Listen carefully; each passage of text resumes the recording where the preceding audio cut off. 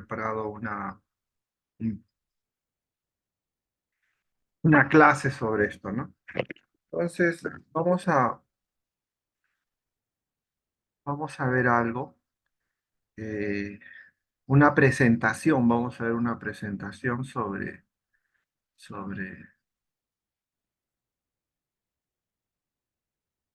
hermenéutica, sobre teología y hermenéutica.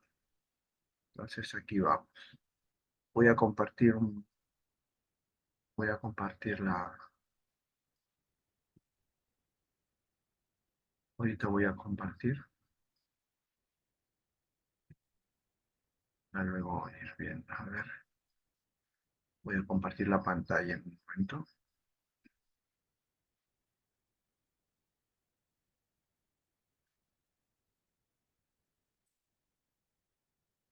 Entonces, hablemos un poquito de este tema.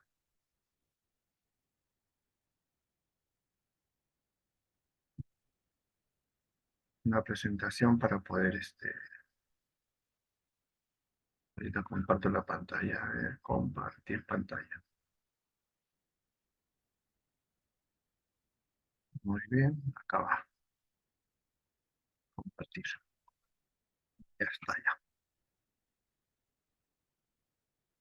Vimos esto, ver, y compartimos, acá está.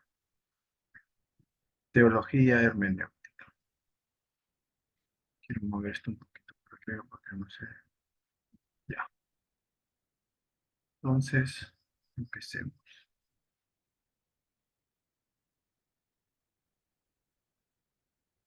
Teología hermenéutica.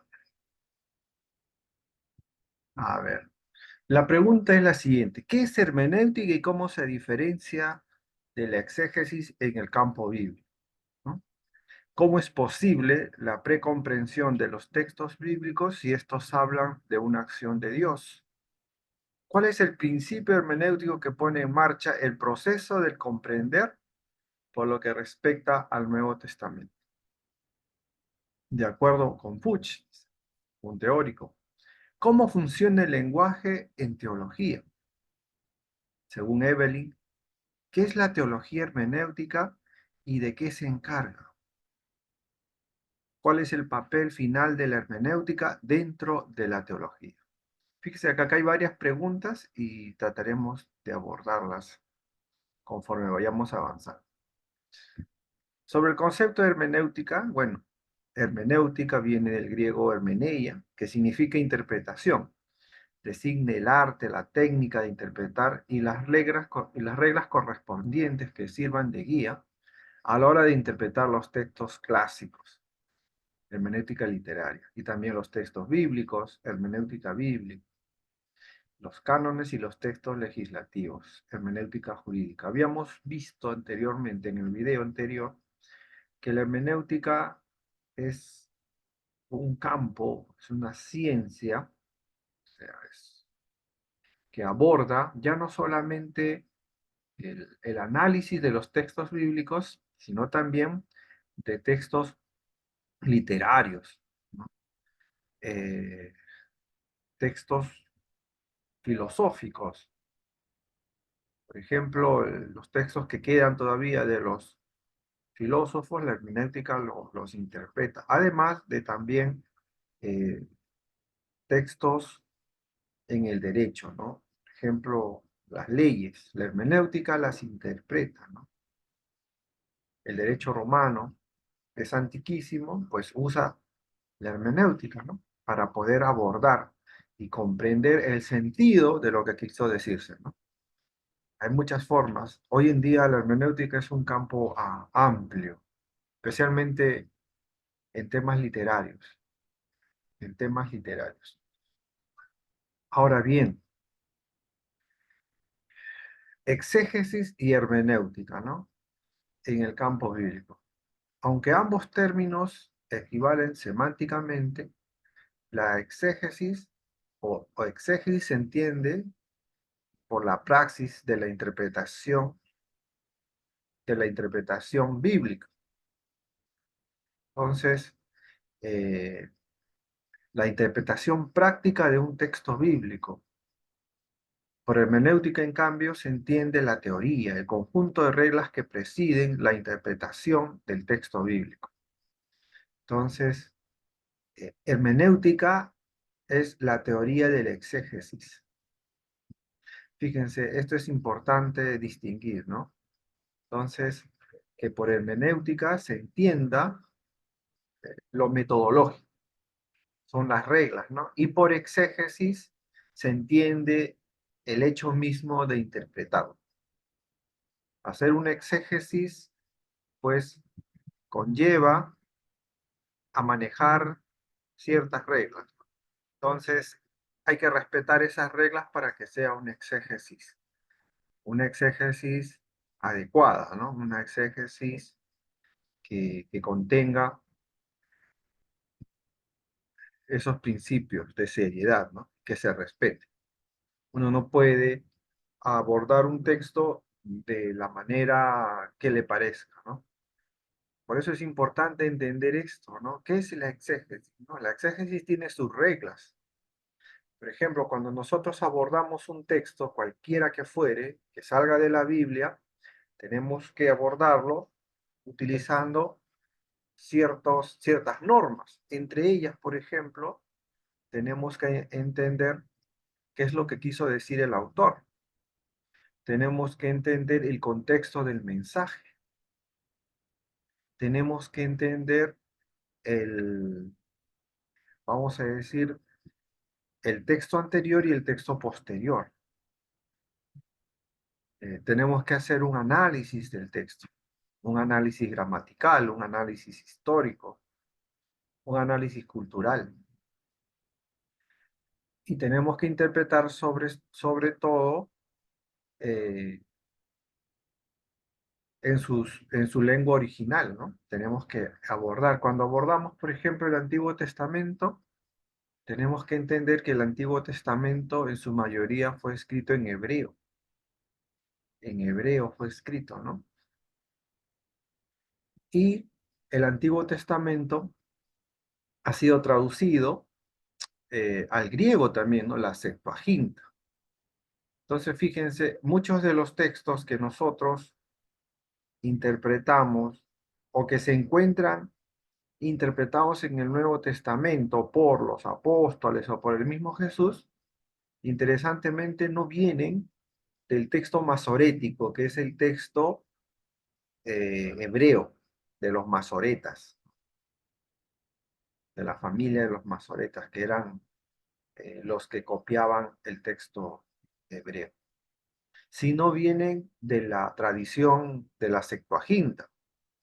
La Septuaginta, pues, son también copistas, pues es un término que, que señala una historia, ¿no? Acerca de 70 copistas que copiaron el texto hebreo al griego, iniciando al mismo tiempo y terminando al mismo tiempo. Esa es la historia de la Septuaginta, 70. Qué interesante, ¿no? Entonces, muchos de los textos que nosotros leemos en el Nuevo Testamento pertenecientes al Antiguo salen de la Septuaginta, que es la traducción del Antiguo Testamento en griego. Entonces, pero recordemos que el texto del Antiguo Testamento ha sido escrito en hebreo, con porciones en arameo posiblemente. Entonces, hay que citar, hay que conocer eso, ¿no? Hay una gran diferencia entre estas culturas, ¿no? Miren, fíjense, ya conocer una historia del Antiguo Testamento, conocer ya un texto del Antiguo Testamento se hace difícil porque el hebreo una lengua y es una escritura diferente, ¿no?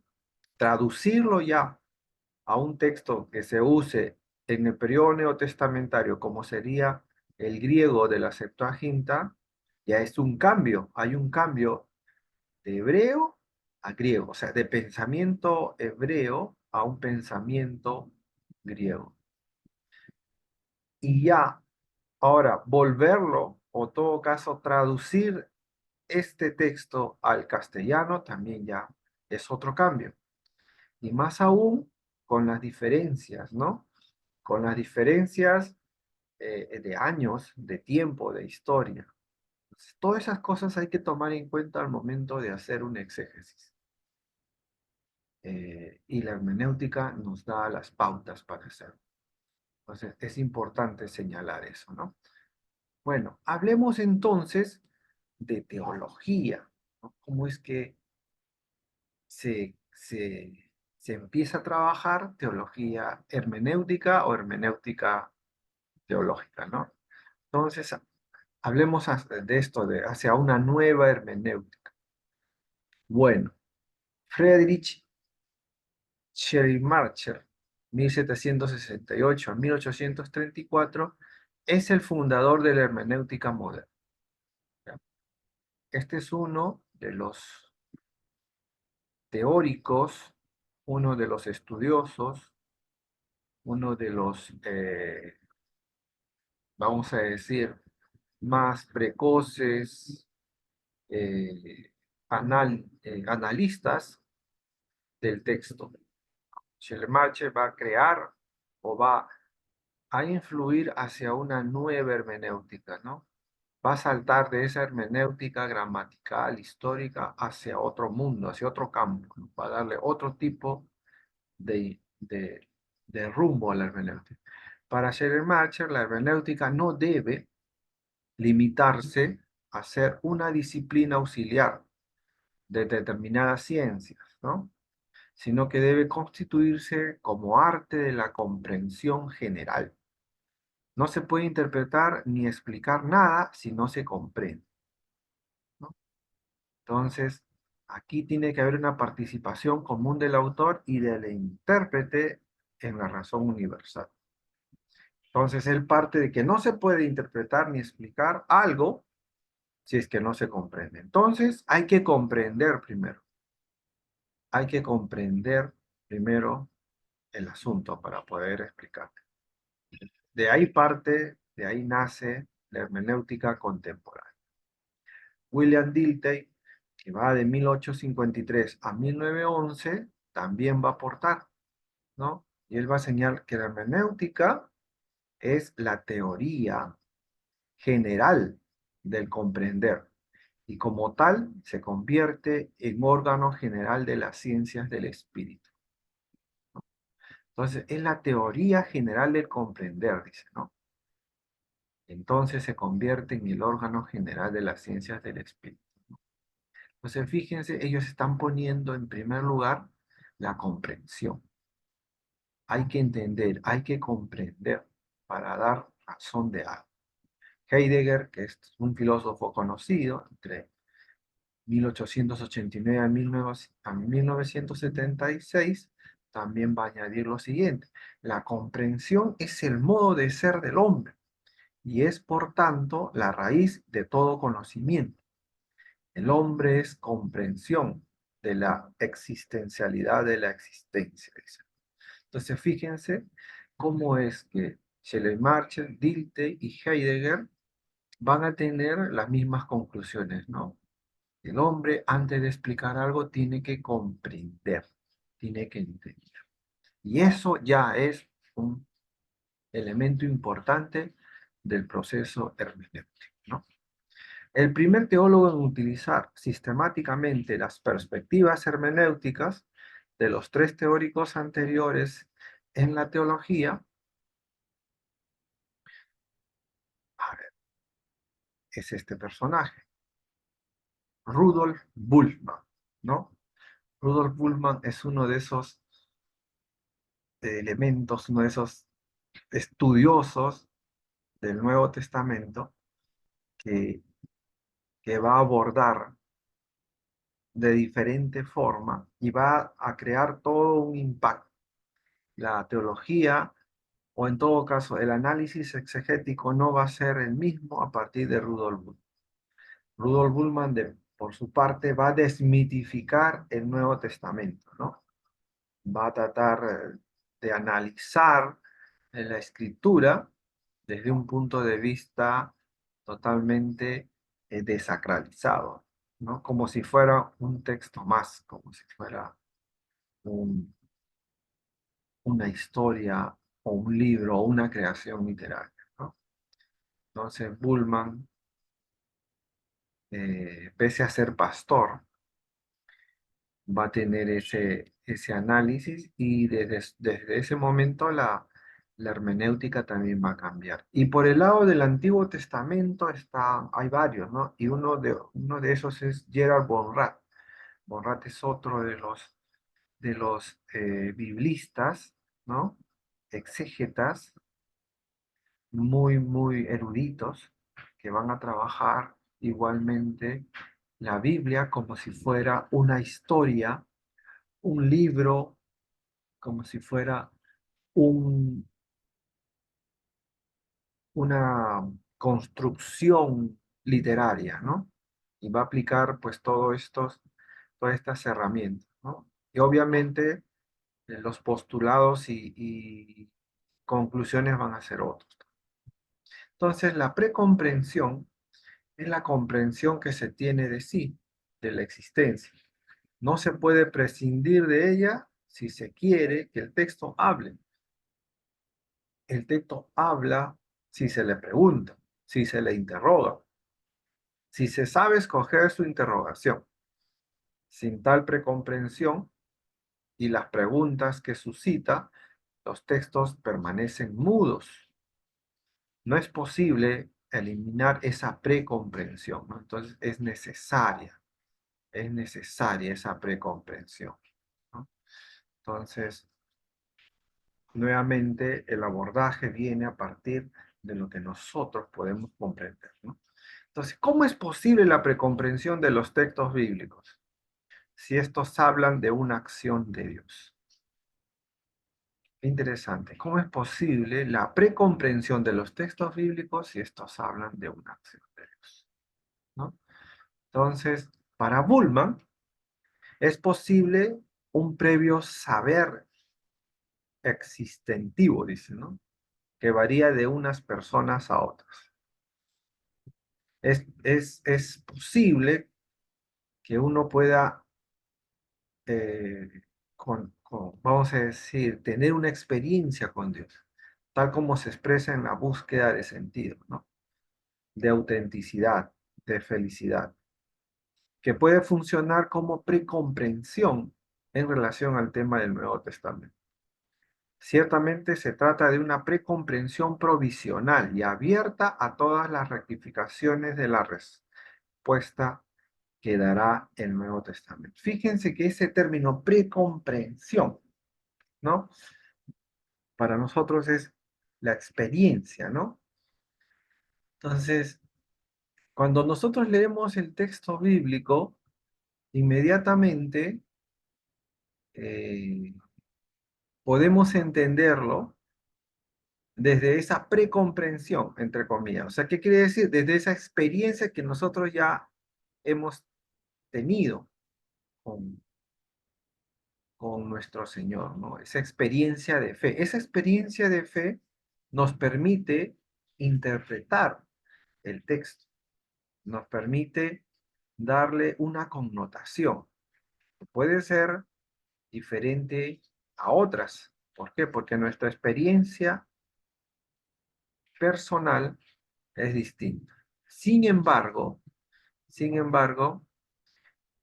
esta precomprensión no es total, ¿no?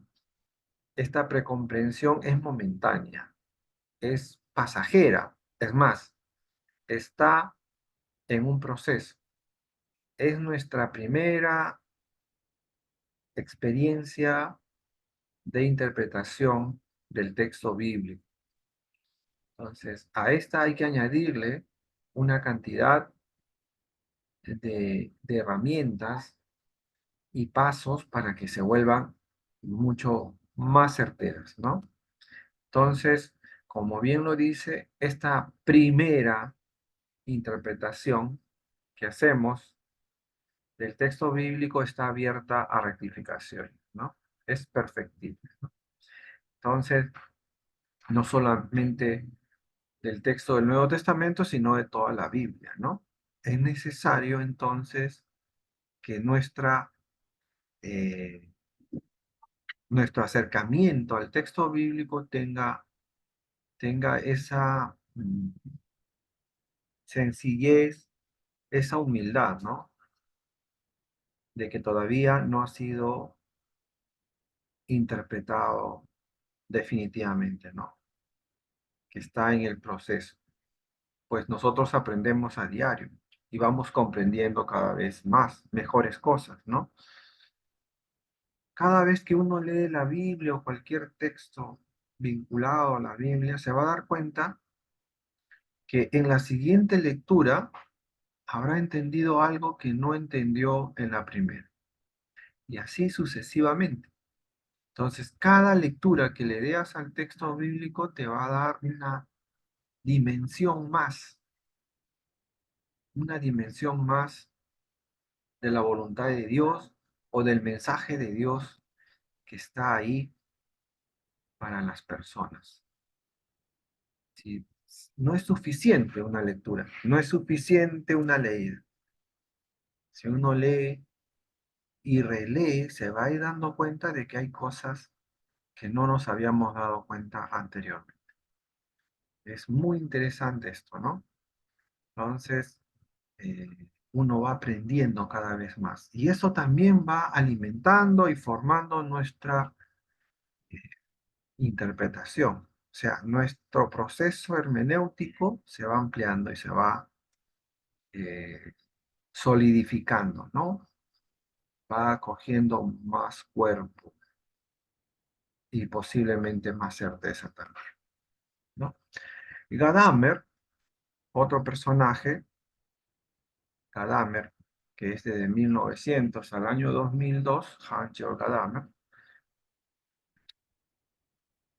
señala que el comprender es el carácter ontológico originario de la vida humana, ¿no? Cuando se habla del onto, es del ser mismo, ¿no? Entonces, el término hermenéutico indica el movimiento fundamental de la existencia, que la constituye en su finitud y en su historicidad, y que de ese modo abarca todo el conjunto de su experiencia en el mundo. Entonces, comprender ese carácter ontológico originario de la vida humana, ¿no? Descartes decía, pues, pienso, luego existo, ¿no? Para Descartes, una vez que tienes la duda, tienes que interrogar esa duda. No te puedes quedar con esa duda. Entonces, la pregunta te lleva a comprender. Cuando sucede eso, cuando preguntas, cuando empiezas a comprender lo inexplicable, entonces estás dándote a conocer. O sea, el ser se revela y empieza a existir. Esa es la interpretación de Descartes. Y Gadamer dice, pues, el comprender es inseparable al hondo, al ser mismo, ¿no? El comprender. Un ser humano que no comprenda, pues sencillamente ha perdido muchas de sus funciones, ¿no? Justamente tenemos esa capacidad que nos distingue de las demás criaturas, que es el comprender, el pensar, ¿no? El lenguaje y la comprensión constituyen la vía de acceso al ser y a la realidad de la historia. Entonces, la hermenéutica es una dimensión de toda la teología. Ciertamente, cuando hablamos, cuando transmitimos estos códigos y estos códigos que quedan, pues van a ser decodificados a través de la historia. Nosotros conocemos, por ejemplo, de la historia de la salvación, conocemos de Jesús a través de los textos que tenemos, a través de la historia que se nos ha contado. Y solo mediante ese texto tenemos acceso al conocimiento, tenemos acceso a la realidad. Y va a depender mucho de cómo entendamos ese texto para poder encontrar el sentido de lo que se quiso decir en su momento. Entonces, entender el lenguaje es importante, ¿no? Es el único acceso a esta realidad histórica, ¿no? Ahora bien, ya hemos visto cómo la teología contemporánea hace uso de estos diferentes personajes, ¿no? Desde Schleiermacher, Dilthey, ¿no? Heidegger, Bullmann y por último Gadamer, ¿no? ¿Cómo es que todos estos utilizan las herramientas hermenéuticas para poder responder a la gran pregunta, ¿no? Entender el texto, ¿no? Entender. Tenemos que entender el lenguaje para poder dar a conocer lo que se nos está transmitiendo, en el caso nuestro de la Biblia, ¿no? Entonces, la hermenéutica es un proceso muy rico, ¿no? La hermenéutica es un proceso muy amplio, ¿no? Ahora, la hermenéutica como doctrina del lenguaje de la fe. Al comienzo hablábamos de Fuchs, 1903 a 1983. Este teórico, su hermenéutica, representa el primer texto significativo de lo que después se conocería como nueva hermenéutica. Un principio hermenéutico indica lo que confiere al comprender la fuerza y la verdad de un proceso real. Es en la fuerza del comprender donde nace el lenguaje que da nombre a la verdad. Entonces, Fuchs, en su hermenéutica, representa el primer texto significativo, lo que se va a conocer como nueva hermenéutica.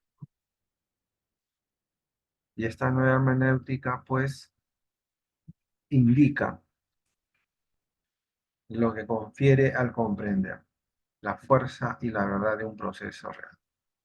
Entonces, es en ese comprender donde nace el lenguaje que da nombre a la verdad. Qué interesante, fíjense. Entonces, la verdad que uno entiende, ¿no? Hay que decir acá que la verdad que uno entiende, pues es una verdad mediática, es una verdad, eh,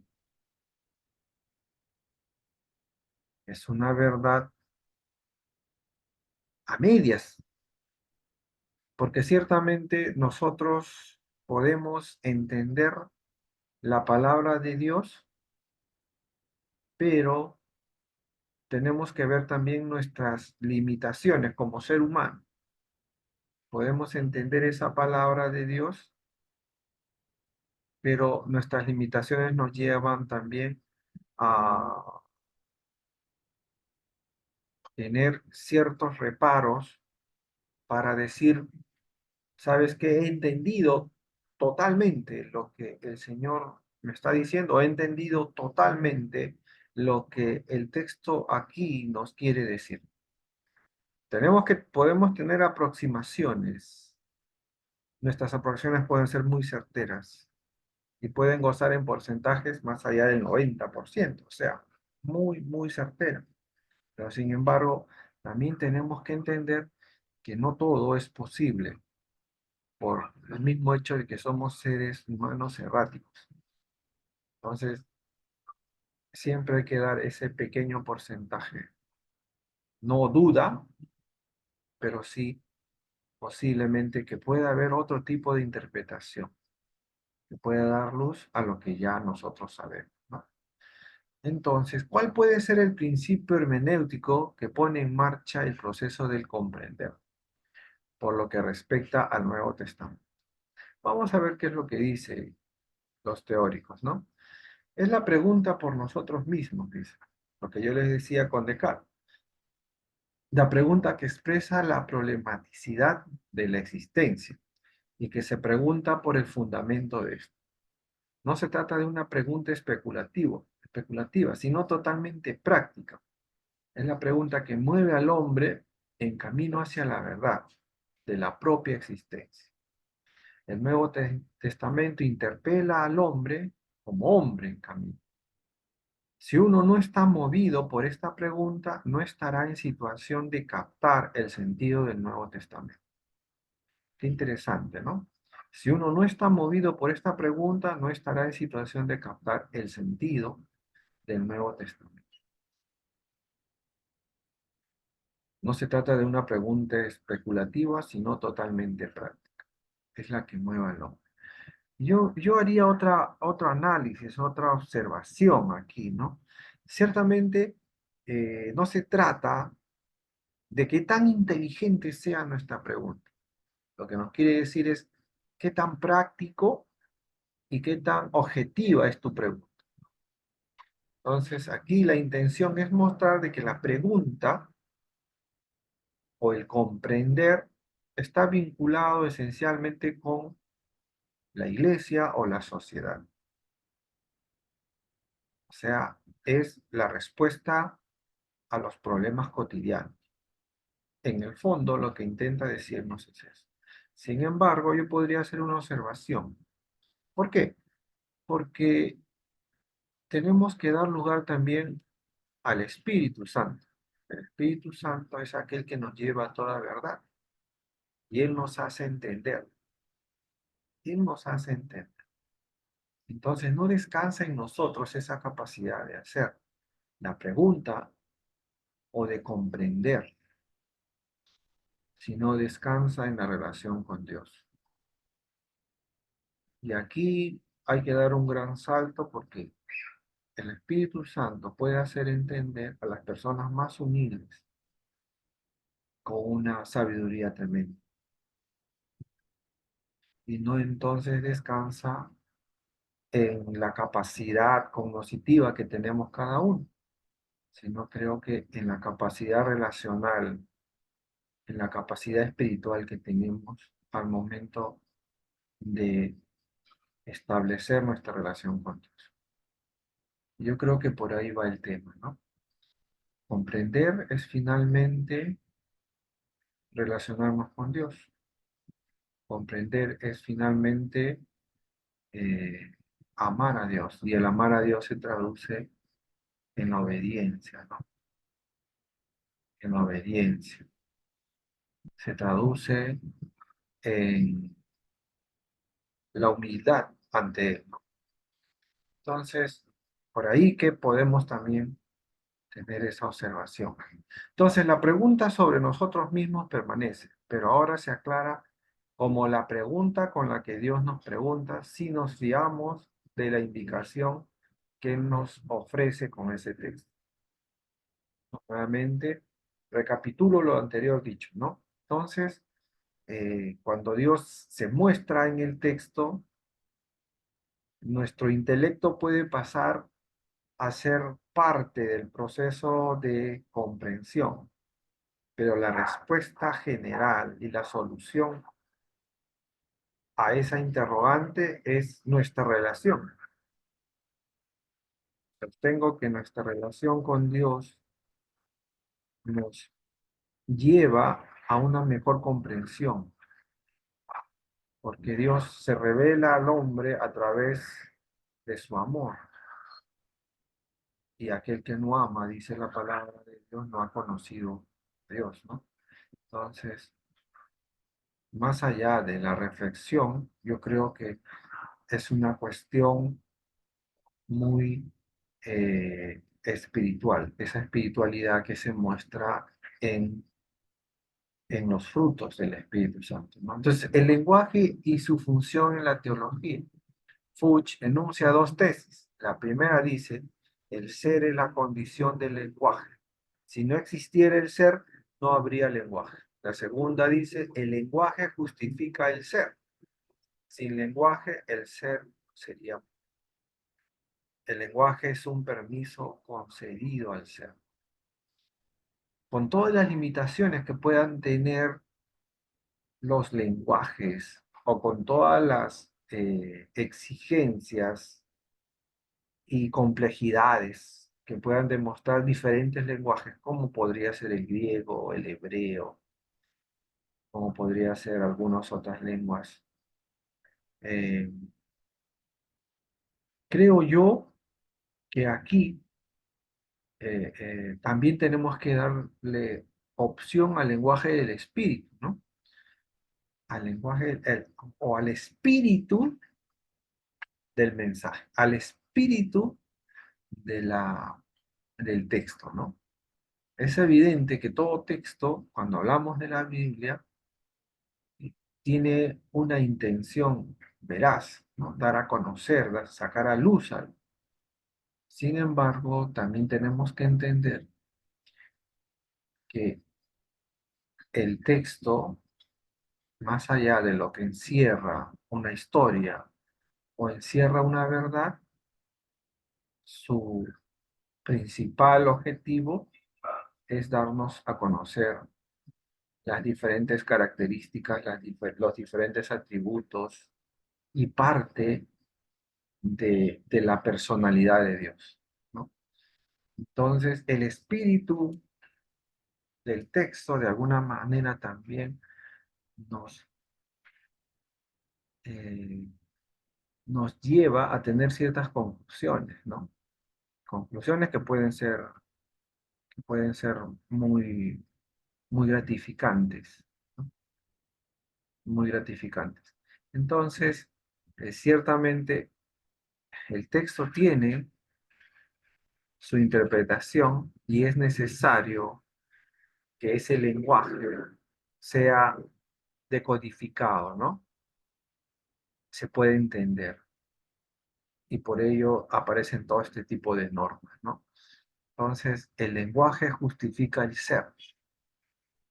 El lenguaje es un permiso concedido al ser para que se vuelva entendible todo. Ahora bien, en el ámbito de la hermenéutica, quiero ver esto un poquito. En el ámbito de la teología, la hermenéutica es precisamente la teoría o doctrina del lenguaje de la. En la Biblia, Dios es quien toma la palabra y la palabra de Dios hace lo que dice. Esta palabra es acontecimiento que otorga el permiso de acceder a la gracia, a la libertad, al tiempo escatológico del amor. Al decir de Dios, solo podemos corresponder en la fe. La fe es respuesta a la palabra de Dios. La fe, por una parte, se nutre del lenguaje del Nuevo Testamento y por otra, tiende a la predicación y a la confesión. Viene del lenguaje, tiende al lenguaje y es sustancia en el lenguaje. Bueno, entonces, aunque el lenguaje sea importante, nuevamente tengo que hacer una pequeña aclaración.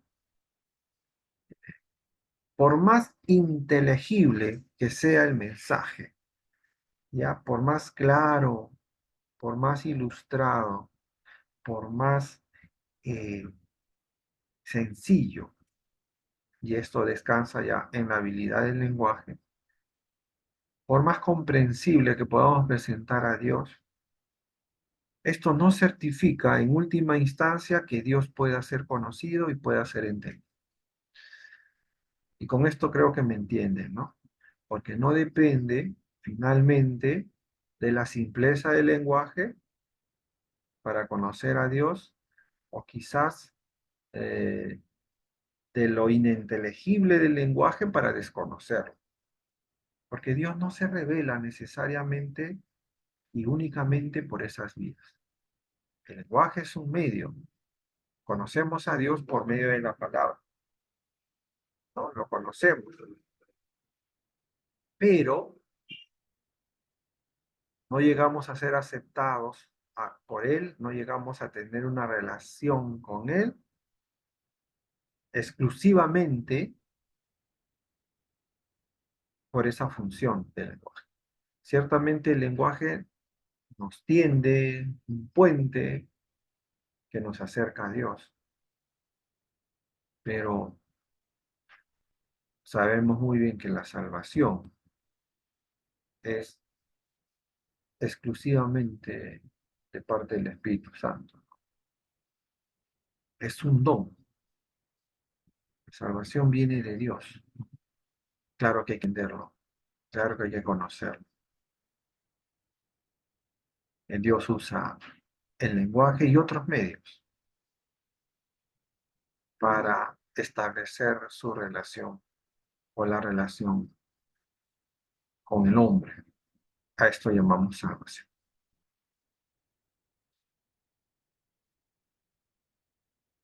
Entonces, Dios ha hablado en Jesús y de este modo ha revelado a Jesús como su palabra, ¿no? Y ha hecho decisivo el lenguaje. En Jesús se puede considerar lo que ha dicho, su palabra y lo que ha hecho, su acción. Pero el acento recae sobre lo que ha dicho, porque sus palabras explican su comportamiento. Jesús ciertamente es el verbo hecho carne, ¿no? Jesús es la palabra de Dios. Jesús es el mensaje vivo de nuestro Creador, ¿no? Que restablece la relación que se había perdido. Entonces, ese lenguaje en Jesús se vuelve un ser propicio para nuestro acercamiento hacia Dios, ¿no? En Jesús se vuelve una relación, en Jesús se vuelve eh, un sacrificio necesario para poder restaurar nuestra comunión con el Padre. Al Nuevo Testamento hay que interpretarlo para comprenderlo, pero a la vez ello nos interpreta y nos hace comprender. El Nuevo Testamento es en sí mismo un manual de hermenéutica, puesto que nos enseña el lenguaje de la fe y nos incita a usar también nosotros ese lenguaje para acceder a la familiaridad con Dios. Entonces, ciertamente en el Nuevo Testamento encontramos muchas cartas de los apóstoles que hacen una interpretación de la vida de Jesús, ¿no? Eh, y es un lenguaje conocido, es un lenguaje digerible, ¿no? Entonces, cuando nosotros abordamos el Nuevo Testamento y lo interpretamos, eh, el Espíritu Santo inmediatamente nos hace comprender por medio, por medio de la relación que tengamos nosotros con Dios. En tanto no lo leamos con ese compromiso y entonces solamente seamos veedores y seamos curiosos, igualmente el Espíritu Santo puede obrar, ¿no? ¿Por qué? Porque el Espíritu Santo obra con la palabra de Dios. Igualmente el Espíritu Santo trabaja, pero mucho mejor cuando nos ponemos a cuentas con Él y entonces nos sometemos voluntariamente al escrutinio del Espíritu en nuestras vidas, ¿no? Entonces, fíjense esto, ¿no? Que la palabra también a nosotros nos interpreta, ¿no? Nos hace comprender. Cuando leemos la palabra de Dios, por un lado entendemos la voluntad de Dios y por otro lado nos entendemos a nosotros mismos y cuál es la solución a los problemas que tenemos. Entonces, ya viendo esto, ¿no? Y teniendo en cuenta todo lo que hemos visto, ¿qué podemos decir? ¿Qué podemos decir? Podemos decir lo siguiente, ¿no? Ante las diferentes teorías. Por ejemplo, Evelyn contribuyó ampliamente a dar a conocer la nueva orientación teológica. formulando los primeros esbozos de un programa de teología hermenéutica en su palabra de Dios y hermenéutica. Gerard Evelyn, 1912 al 2000. Estos teóricos que han trabajado la hermenéutica, pues han tenido una, un enfoque más de tipo científico, más de tipo social, ¿no? Para poder establecer esta relación de palabra de Dios y hermenéutica. Entonces, bueno es saber de ellos, bueno es conocer, porque la teología contemporánea pues usa bastante de estos enfoques. Bueno es saber entonces que la hermenéutica es la doctrina del comprender, pero en cuanto tal se configura como doctrina de la palabra, porque al comprender se articula en lenguaje y en palabras. Así la hermenéutica teológica se configura como doctrina de la palabra de Dios y se vuelve necesaria cuando la palabra ya no es vehículo de comprensión, sino que se ve interferida y perturbada. Entonces, eh, como lo que pasaba en los concilios, ¿no? Cuando nosotros leemos un poquito la historia y nos encontramos con los primeros concilios, por ejemplo, en el siglo III, ¿no? El concilio de Nicea, el concilio de Constantinopla, el concilio de Jerusalén. Aquellos primeros concilios obligaron a que los hermanos, los pastores, se reúnan e interpreten qué es lo que dice la palabra de Dios acerca de Jesucristo, acerca de Dios Padre, acerca del Espíritu Santo, acerca de la iglesia, acerca de los dones, etcétera, etcétera. Entonces, ¿no? En este caso, la interpretación se vuelve necesaria, ¿no? Y busca un consenso. Esto sucede cuando la palabra misma ya no es un vehículo de comprensión. ¿Qué pasa? Cuando unos han interpretado de una manera distinta, ¿no? Y entonces hay que analizarla y comprenderla de la manera más pertinente. Entonces se hace necesario esa intervención, la hermenéutica. La hermenéutica bíblica, la hermenéutica y sus normas, ¿no? La hermenéutica y sus normas. Entonces, la existencia se interpreta y se comprende y se ilumina por medio de la palabra. Y esto se verifica con la mayor intensidad por medio del Evangelio. Fíjense cómo se va trabajando el comprender, ¿no? La importancia de la hermenéutica, la importancia de la teología hermenéutica. Una hermenéutica con metodología, una hermenéutica con normas, con procesos, una hermenéutica que tenga como objetivo respetar y responder a las intenciones que tuvo el autor en su primer momento, pues es una hermenéutica que nos va a llevar seguramente a una verdad, a la verdad que plantea la Biblia, ¿no? Entonces, Eh, Pastor, dígame, sí, eh, les- considerando lo que sea la hermenéutica, ¿cómo sería posible entonces el nacimiento de las sectas, del desvío doctrinal, si gente que ha interpretado la Biblia usando las reglas, o no la usaron en todo caso, ¿no? Porque yo he escuchado, por ejemplo, a William Mario Braham, de Solo Jesús, creo que también, ya, interpretar el texto de Génesis 3, de la tentación de Eva, y tomar el tema de la seducción como algo sexual y llevarlo al plano de Satanás con la mujer, o sea, toda una aberración. ¿Cómo llegar a este punto? ¿Usan ellos las reglas o es empírico o es, o sea, en este tiempo, estamos hablando de en este siglo. Ya, es interesante, hermano. Es el mismo error que han cometido a través de la historia. A través de la historia, por ejemplo, vamos a encontrar múltiples errores de ese tipo, ¿no?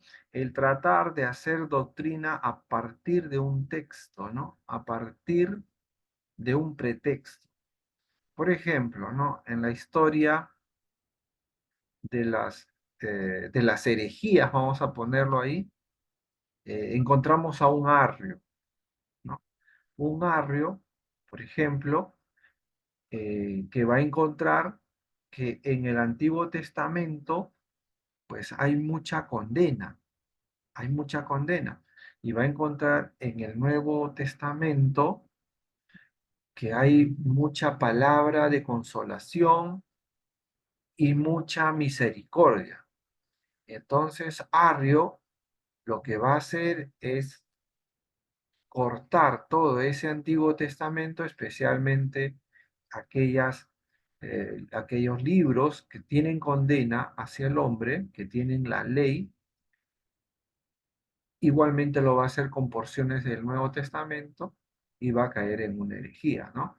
Entonces, fíjense, es que el hombre llega en un momento que pierde el horizonte. Y justamente pierde el horizonte cuando descuida el proceso hermenéutico. El proceso hermenéutico tiene sus reglas y entre las reglas está en que uno no debe de hacer doctrina a partir de un texto. Y otra es que la palabra de Dios se interpreta a sí misma. Cuando uno empieza a ser muy intenso en ciertas posiciones, entonces cae en esos peligros, ¿no? Y se deja arrastrar. Como usted ha señalado, ¿no? Eh, de algunos personajes que han aparecido en nuestro tiempo y seguirán apareciendo, ¿no? Entonces, las normas de hermenéutica incluso pueden hacernos hasta reflexionar, aún a nosotros que tenemos ya una doctrina consolidada, estudiada, oleada y sacramentada. Porque fíjese, uno puede llegar a entender, por ejemplo, cuando analizamos el texto bíblico y entonces muchos de nosotros creemos, por ejemplo, en el estado intermedio, ¿no? O sea, ¿qué pasa con el hombre que muere, con la mujer de Dios, el hombre de Dios que muere? ¿A dónde se va? ¿No? Algunos dicen van al cielo y entonces le preguntan, pero al cielo van al momento después de haber sido eh, juzgado, ¿no? Por la palabra de Dios y después del día del juicio. Y el día del juicio todavía no ha llegado. Entonces, ¿a dónde van eh, estos hermanos en Cristo cuando han fallecido? Entonces, la teología creó el estado intermedio. Se van a un estado intermedio donde van a estar esperando el día del juicio. Pareciera que no hay ningún problema porque la palabra de alguna manera no nos dice eso, pero tampoco no lo prohíbe. Sin embargo, parece lógico, ¿no? Ahora bien, la Biblia no enseña de estados intermedios. El estado intermedio es una burda copia del- de la creación católica del purgatorio, ¿no? O del limbo. Fíjense, ¿no? Caemos inocentemente en una creencia católica, ¿no? Pero en términos diferentes. Y así cometemos el error de dejar entrar algunos conceptos ajenos. Y así entonces se va concesionando y a la larga se crean doctrinas, ¿no? Se crean doctrinas que finalmente terminan desviando, pues. Así es como van apareciendo sectas como la de los israelitas, como la de los mormones, como las del Alfa y Omega, como de las Testigos de Jehová, entre otros, ¿no? Es ese, esa tendencia del hombre a querer encapricharse en una interpretación y entonces permiten, ¿no? Eh, que, que se creen nuevas formas de pensar, nuevas formas que al final lo que hacen es arruinar el conocimiento y la teología y la doctrina que se tiene sobre el Espíritu Santo, sobre Dios, sobre la iglesia, sobre Jesucristo. Entonces, es eso lo que pasa, ¿no? Es ese error que cometemos todos, ¿no? Desgraciadamente, algunos no llegan a, a observarlo, ¿no? Y a llamarle la atención. Y terminan, pues, perdiéndose, ¿no? En ese parecer. Eso es lo que pasa, mi querido hermano. Ese es el error que cometen comúnmente muchos líderes, ¿no?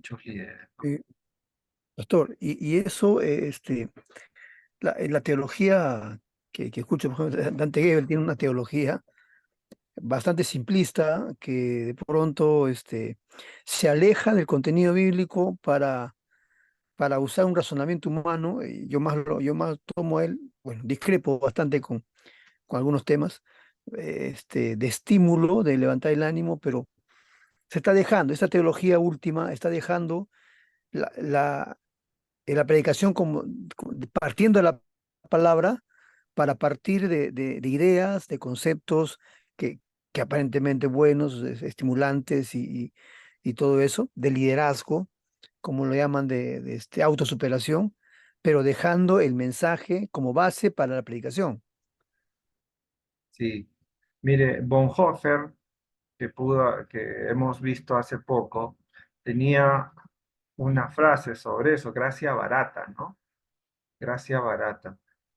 Bonhoeffer que tuvo que experimentar el, el exterminio nazi, que, que, que, que fue ajusticiado, que fue asesinado por Hitler, justamente por oponerse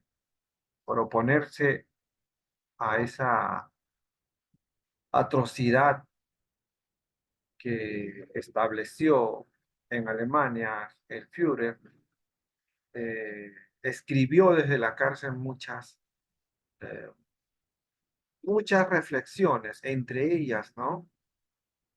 El, el que el hombre, el cristiano, se había acostumbrado a ir a la iglesia, pero no a mostrar ningún tipo de solidaridad, ni siquiera de espanto ante eh, la atrocidad que pasaba en esos momentos la nación alemana, ¿no? Entonces, esa, ese espíritu impávido de quedarse mirando cómo la injusticia acaba con la inocencia de las personas, es condenable, ¿no? Y Bonhoeffer se queja de eso, ¿no? Esa gracia barata, dice, ¿no? Esa gracia barata, ese compromiso sin responsabilidad, ¿no? Eso es detestable, es detestable. Y eso es lo que pasa hoy en día, ¿no? Cuando hablas de Hebel, por ejemplo, Hebel tiene un mensaje y su mensaje es sobre todo de hacer show, ¿no? Su vida, su predicación gira en torno a algo que es lo que hacen los coach, que es animar a las personas, que es levantarles el ánimo y el espíritu. ha perdido ya mucho sobre la predicación del pecado, o sea, de la condena del pecado, ¿no? Entonces, lo mismo va por ese camino también ese pastor guatemalteco que tiene una iglesia enorme, ¿no? Entonces, el interés muchas veces de los predicadores de nuestro tiempo ya no responde a lo que la palabra de Dios dice, sino responde a lo que los seguidores múltiples quieren escuchar. Entonces, estos son predicadores eh, influencers y no atienden al- a la necesidad del ser humano en cuanto la palabra de Dios así lo manifieste, sino atienden a la necesidad de sus bolsillos, de su imagen y de sus seguidores. Dante Hebel se preocupa más por sus seguidores y por el mensaje que tiene que llegar a sus seguidores. Él es un influencer, así como hay TikTokers influencers, YouTubers influencers, él es un influencer de la fe. Entonces, él responde a un público. Ya no le importa qué es lo que la palabra de Dios señala. Usa la palabra de Dios para no bajar de likes, para no bajar de seguidores, porque eso es lo que lo mantiene a él, como un influencer de la fe, ¿no? A ese punto hemos llegado, ¿no? A ese punto hemos llegado. Entonces, abordemos un poquito la teología hermenéutica. Evelyn presenta la teología hermenéutica como un hablar de Dios lo más riguroso y exigente posible. Exigir el máximo de rigor y de responsabilidad cuando se habla de Dios. Dios es la tarea de una teología hermenéutica, ¿no? Exigir el máximo de rigor y de responsabilidad cuando se habla de Dios. Es la tarea de una teología. Qué interesante, ¿no? Ahí debemos llegar, ¿no? La exigencia, nuestra responsabilidad, nuestra responsabilidad cuando hablamos de Dios, ¿no? Entonces hay que ser rigurosos en eso, ¿no? Y hay que ser exigentes. Y por ese lado Evelyn lo señala, ¿no? Entonces, la teología hermenéutica no es una escuela, no pretende colocarse en la galería de las teologías de los nombres, no representa una disciplina en particular junto a otras, no pretende agotar la temática teológica, intenta representar una tarea de teología fundamental y, por tanto, expresar una caracterización esencial de todo el trabajo teológico, con el fin de sacar a la luz la raíz de la problemática teológica y la amplitud de la tarea teológica, ¿no? Entonces, la teología hermenéutica es sobre todo un proceso, el proceso de la tarea de interpretar el texto bíblico y expresar, ¿no?, con toda rigurosidad el mensaje de Dios para el ser humano. Es sacar a luz aquello que no se ha entendido. Y como esto, pues, no se agota, como que le digo que siempre, cada vez que uno lee el texto, va aprendiendo nuevas cosas, va conociendo nuevos puntos, ¿no? Y eso enriquece al quehacer teológico y sobre todo al quehacer hermenéutico. Porque hacer teología es hacer hermenéutica. Uno hace teología cuando interpreta los textos, ¿no? Cuando saca a luz esos textos que han sido transmitidos por generación en generación y que se encuentran en la Biblia. Entonces, solo en la vía de la reflexión hermenéutica puede encontrarse la teología histórica y la teología dogmática.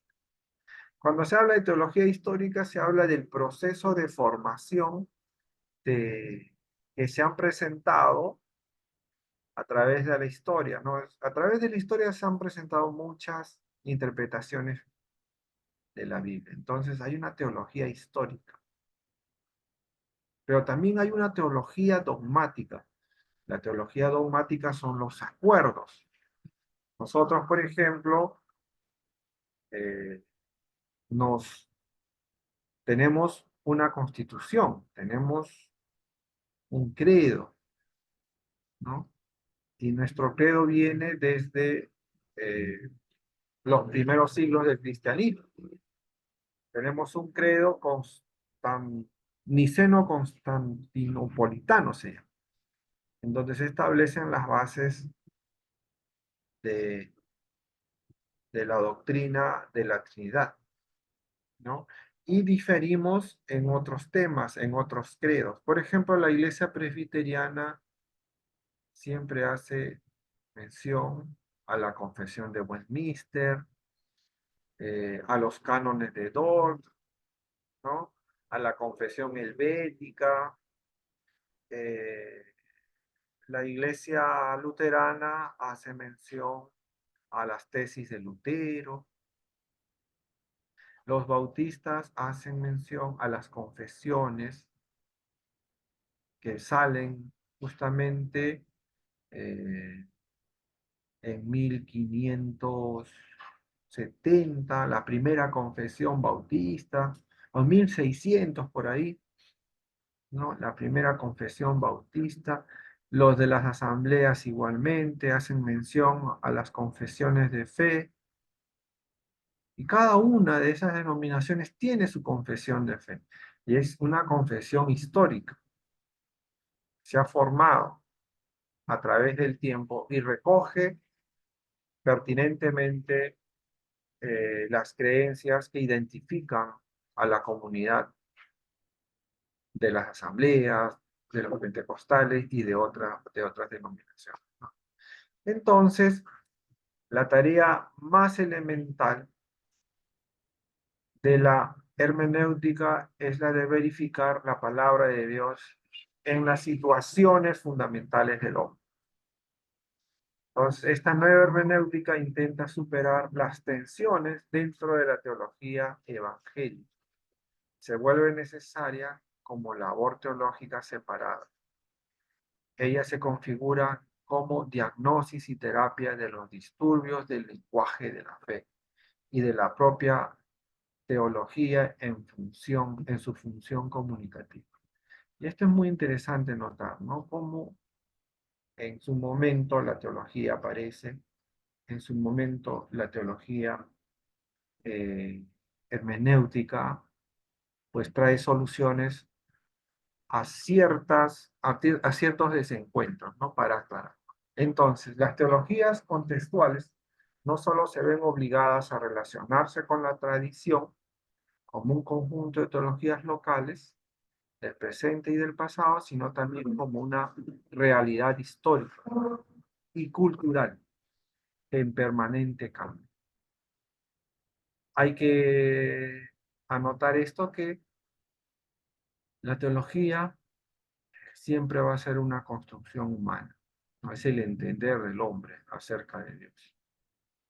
Y como que es una construcción humana, como es un producto humano, entonces es perfectible, ¿no? Y va por, y se vuelve también histórica, ¿no? Por eso que tenemos bastantes libros de teología que vienen desde Tertuliano, desde Orígenes, pasan por Agustín de Hipona, Tomás de Aquino para el lado católico, y en nuestras repisas tenemos libros de teología que van desde el siglo pasado, que pueden ser Berkov, ¿no? Que puede ser Raire, etcétera, etcétera, ¿no? Y así, esos son volúmenes de teología histórica, ¿no? Que van desarrollándose a través de los tiempos, ¿no? Muchas de ellas repiten lo mismo, ¿no? Y algunas le añaden alguna interpretación nueva, alguna luz sobre algún texto que no había sido entendido de todo. Bueno, hermanos, así ya llegamos a la parte final. Espero que haya servido esta aclaración, hermano Rafael, y nos volvemos a ver la próxima semana. Que Dios lo bendiga, mi hermano. Bien, pastor. Dios le bendiga. Saludos. Saludos.